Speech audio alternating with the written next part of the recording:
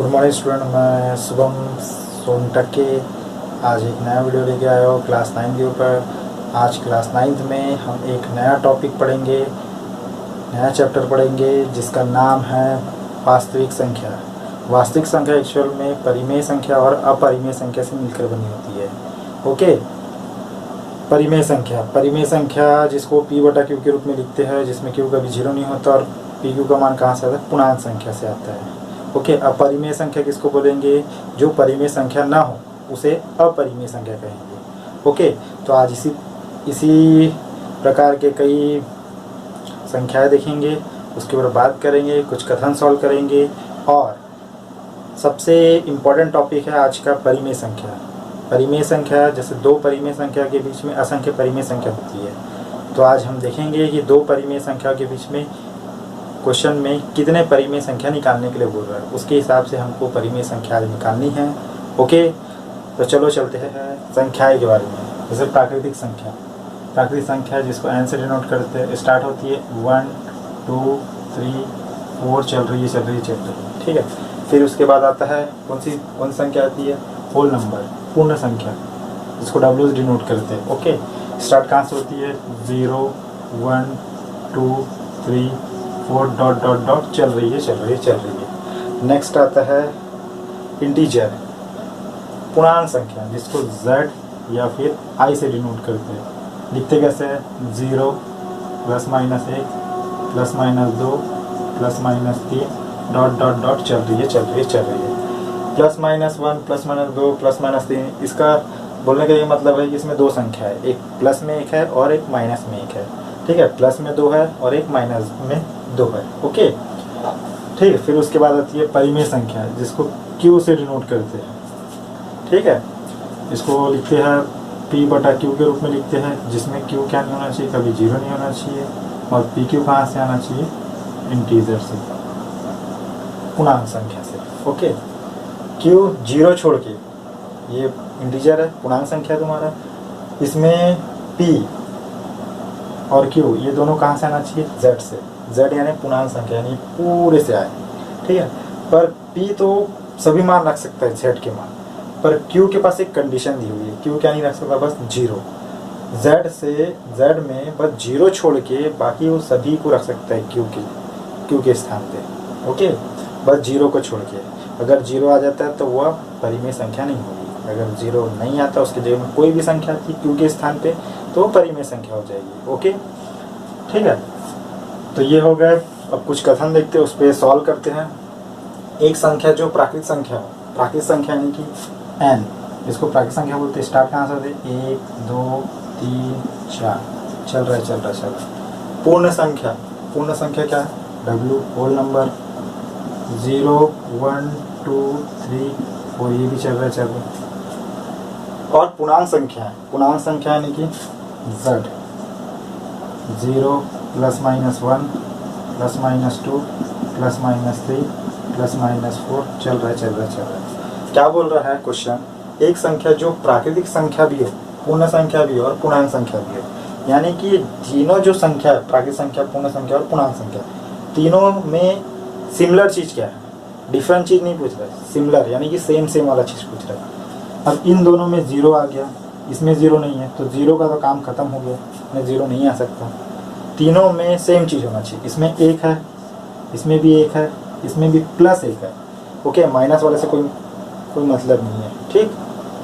ठीक है, तो 1 आ गया, तीनों में है, तीनों में क्या है? 2 दिख रहा है, ये 2 हो गया।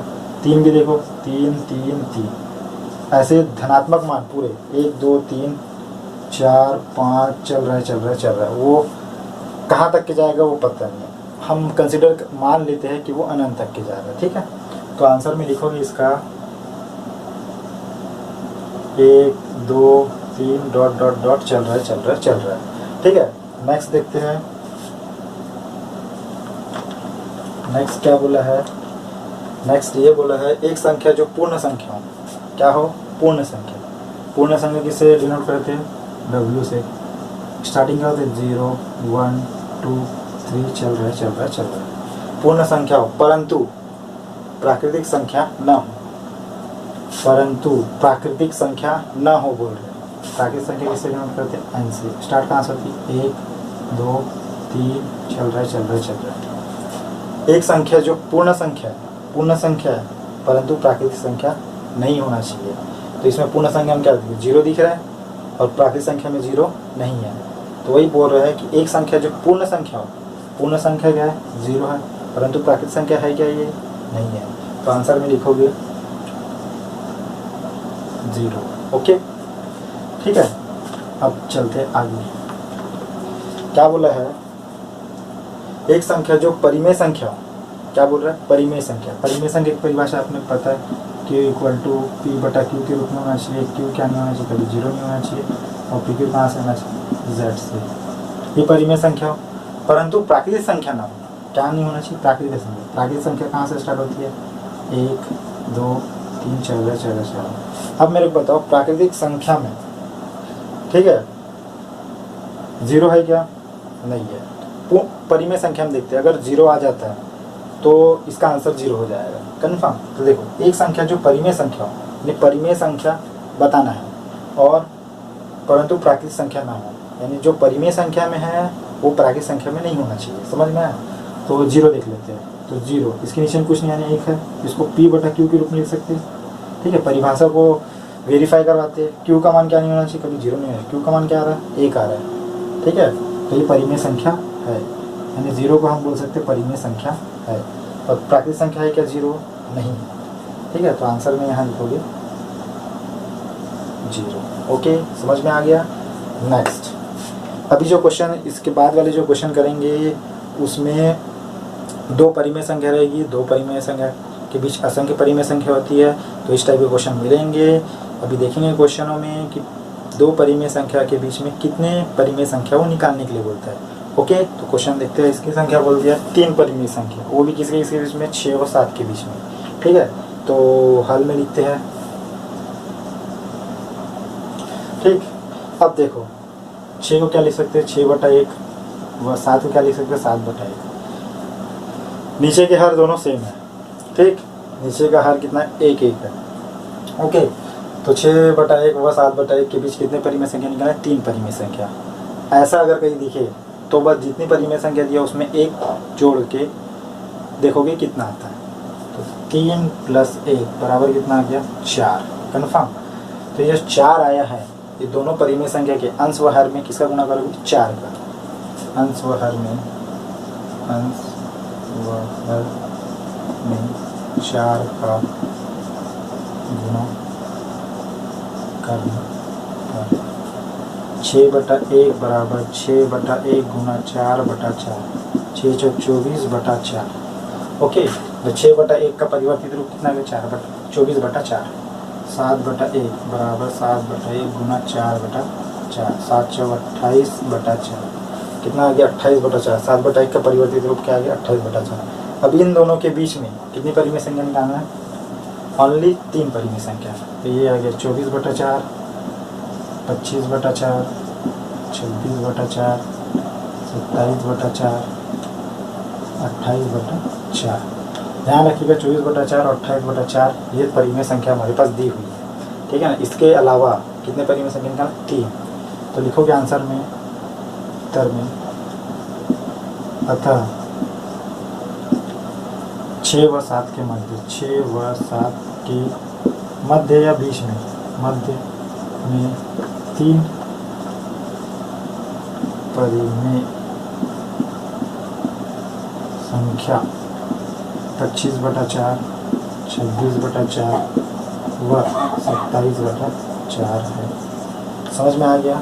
इस टाइप के क्वेश्चन और बहुत सारे मिलेंगे, उसको करिएगा, सॉल्व करिएगा, बन जाएंगे इजी वे में।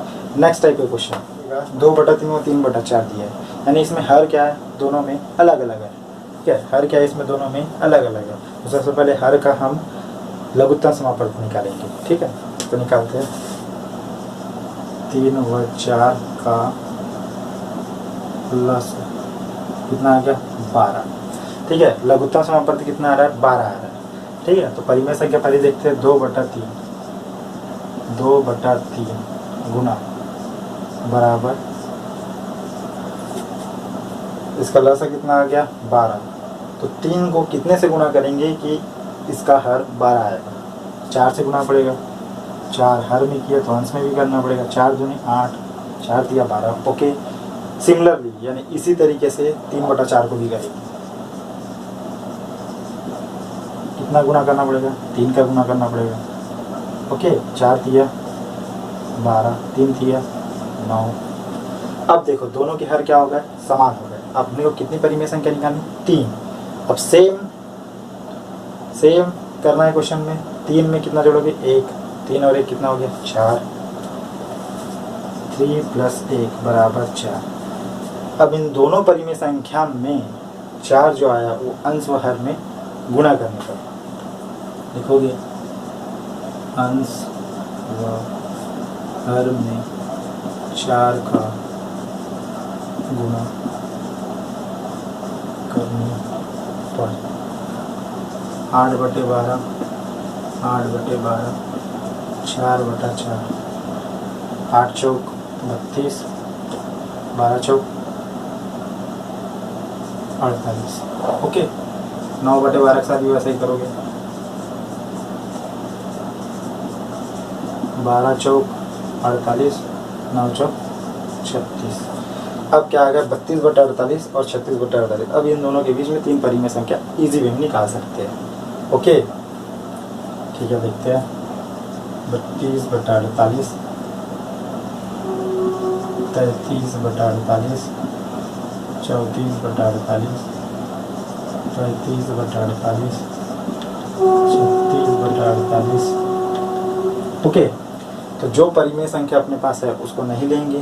32/48 और 36/48 ये दोनों नहीं लेना है। इन दोनों परिमेय संख्या को छोड़ के जो बाकी जो मिली है वो आंसर है आपका। 3 परिमेय संख्या हम लोगों ने निकाल चुके हैं। तो उत्तर में लिखोगे किसी किसी में 2/3 व 3/4 के बीच 3 परिमेय संख्या कौन कौन सी है?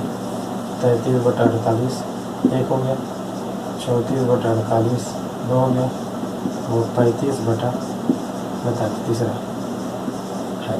समझ में आ गया? Next question. ठीक, तो हल में लिखते हैं। सबसे पहले जो 2 परिमेय संख्या रहेगी पहले उसके हर देखोगे। दोनों हर क्या है? सेम है।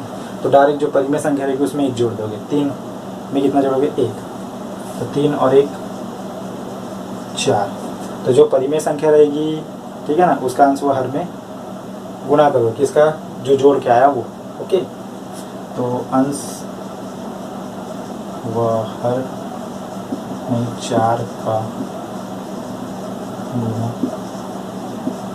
करने पर ओके 5/10, 5/10 गुणा 4/4 20/40। 9/10, 9/10 गुणा 4/4 9 चौक 36 और ये 40। 20/40 और 36/40। अब इसके बीच में कितने? बहुत सारे निकलेंगे। कौन कौन से निकलेंगे? देखो, ये 20/40 है, 21/40, 22/40, 23/40 और ये कहाँ तक के गया? 36/40 तक के गया है। तो डॉट डॉट डॉट डॉट कर दो यहाँ से, ये 36/40 लिख दो। अब इसके पीछे जाएंगे तो कितना होगा? 35/40। फिर इसके पीछे आएंगे तो कितना आएगा? 34/40।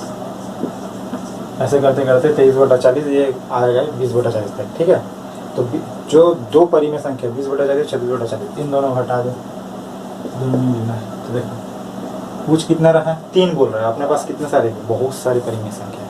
अपने को इनमें से जो निकले हैं परिमेय संख्या उनमें से मात्र कोई 3 उठा के लिखना, कोई भी 3। ओके, उत्तर में लिखोगे 5/10 व 9/10 के मध्य 3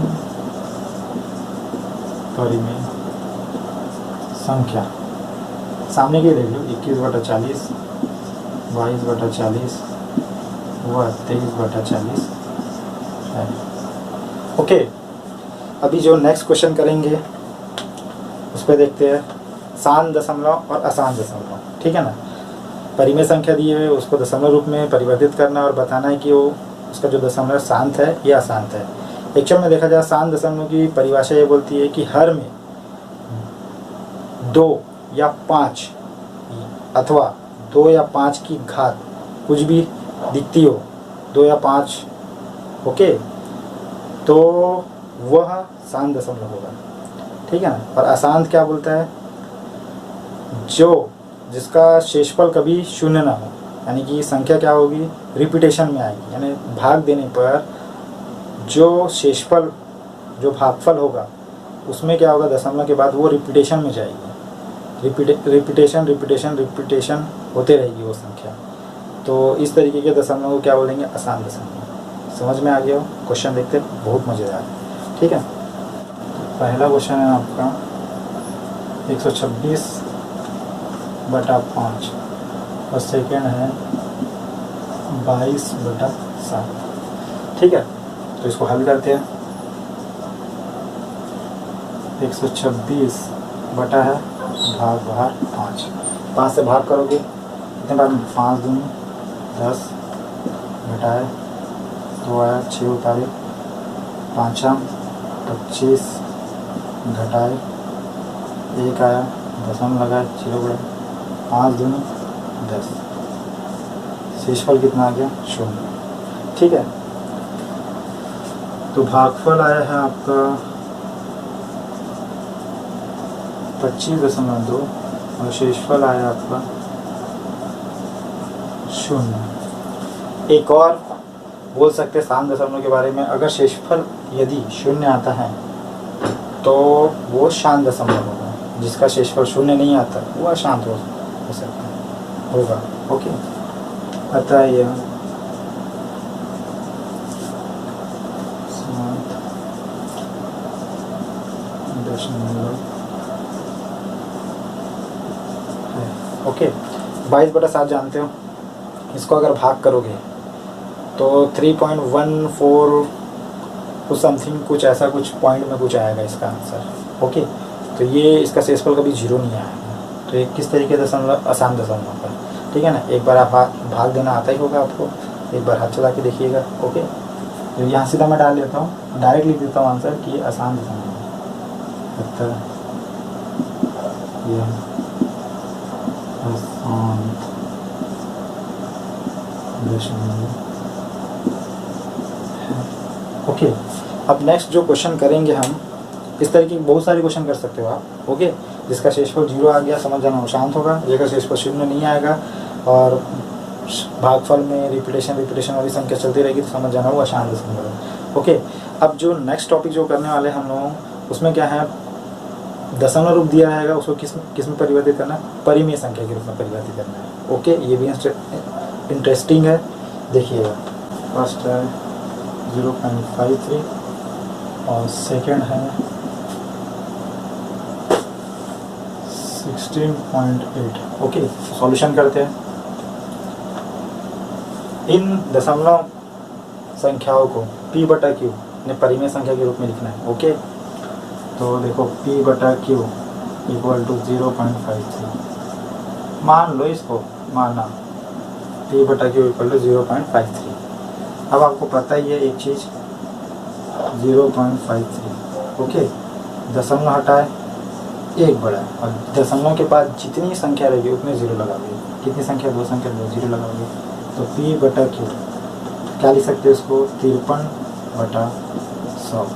कटता होगा तो काटोगे, नहीं कटता होगा तो कोई बात नहीं, रहने देना। यही है p/q के रूप में, दशमलव संख्या थी उसको परिमेय संख्या के रूप में लिख दिए, p/q के रूप में लिख दिए, ओके।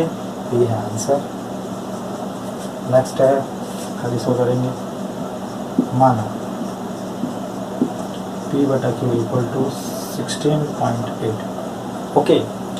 तो सेम वही थिंग, p/q इक्वल टू 16.8, दशमलव हटा 1 बढ़ा, कितनी संख्या दशमलव का, 1 संख्या, 1 0 लगा, ओके।